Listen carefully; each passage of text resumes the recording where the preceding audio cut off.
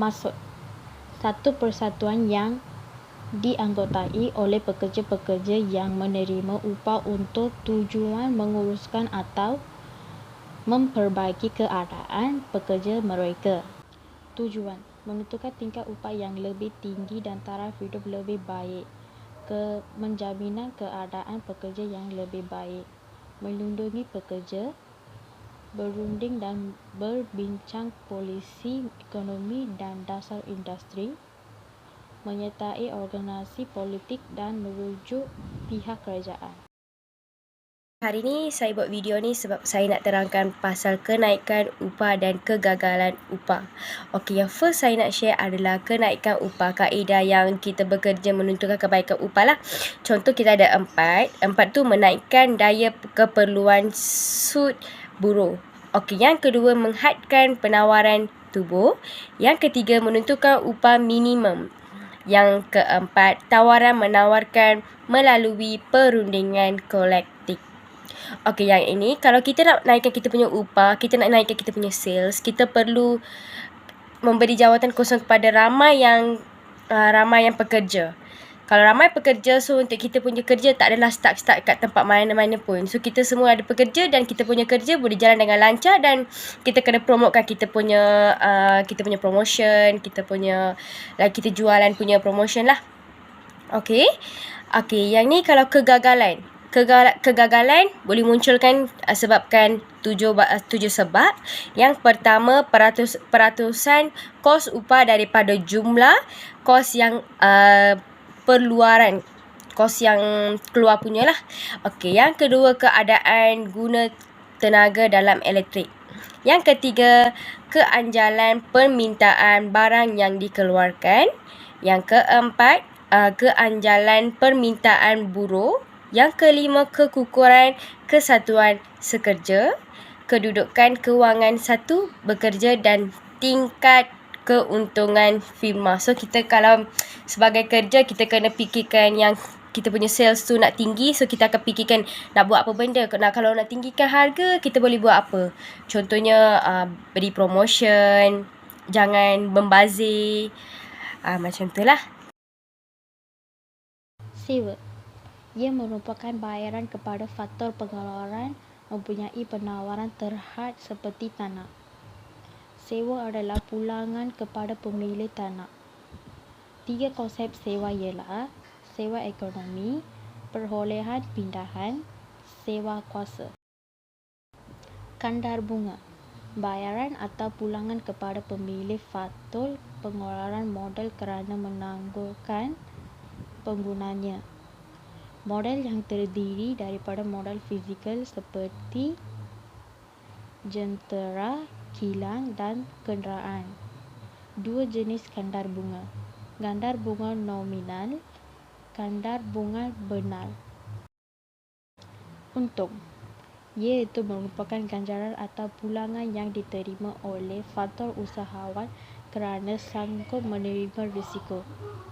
Dua jenis untung, iaitu untung perakunan dan untung ekonomi.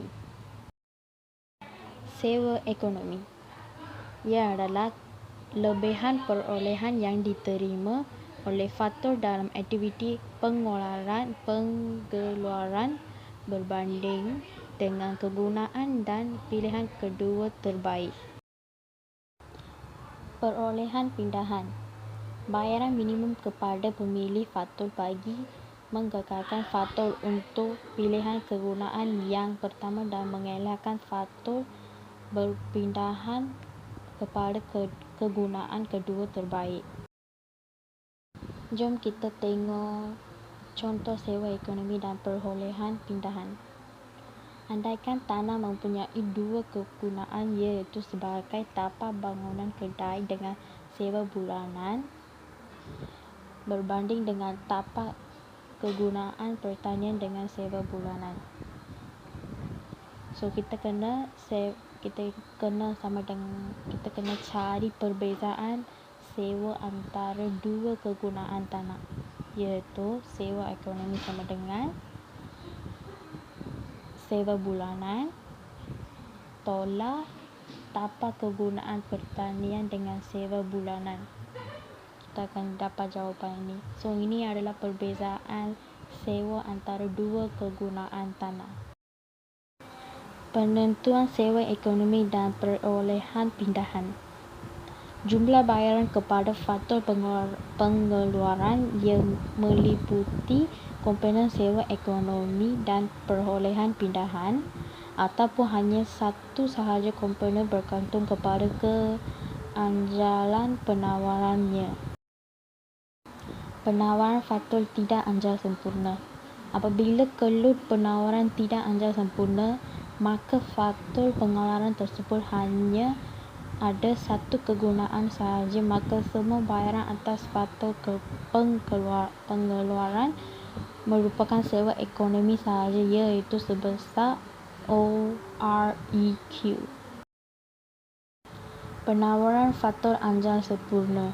Apabila kelut penawaran faktor anjal sempurna, maka faktor pengeluaran tersebut mempunyai kegunaan yang infinity, maka semua bayaran atas faktor pengeluaran merupakan perolehan pindahan, iaitu sebesar OREQ.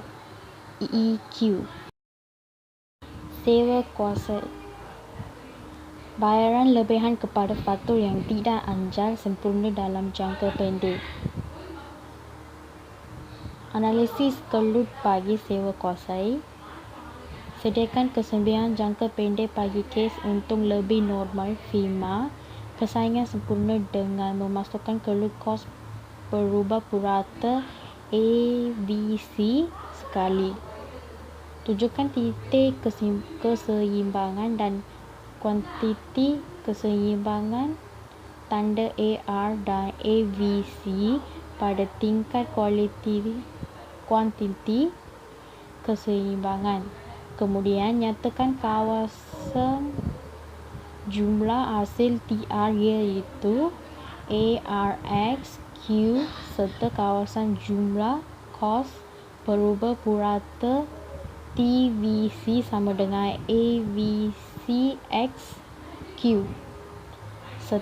Setelah itu, nyatakan kawasan sewa kuasai, iaitu garisan antara AR dengan garisan ABC pada tingkat kuantiti keseimbangan.